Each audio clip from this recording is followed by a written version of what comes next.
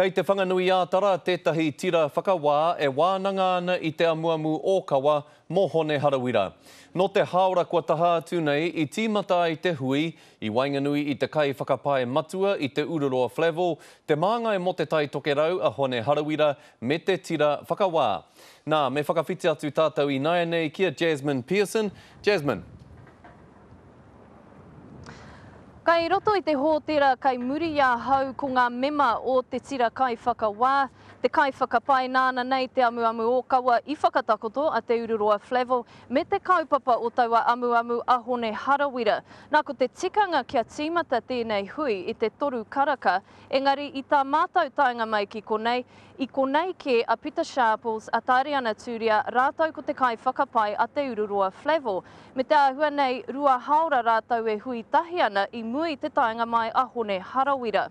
Ko te whakapai, hei tohu pea tērā ki ngā āhuaranga whakahaere. Ko te rā tēnei ka kitea, mēnā ka taka te toki ki runga i a Hone Harawira. Hanga hōhānau ki tēnei piki heke me ngā ture a tauiwi. E takoto nei i runga i a mātau o te pāti Māori. Ko reu whakai. Engari, kei te whakai te prehitini o te pāti, kei te tika ā rātau mahi. E rua ngā huarahi hei tiro mā te komitini. Pene whai ki kongi ana te take nei, kore rā nei.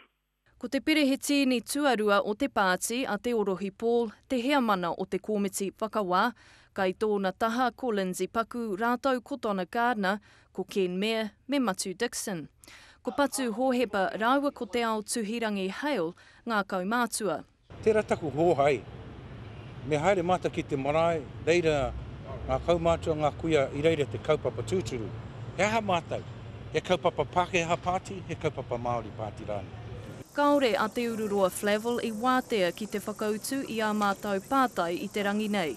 Engari ko te tūmanako hei tāna kia tau tēnei take i tēnei rātonu.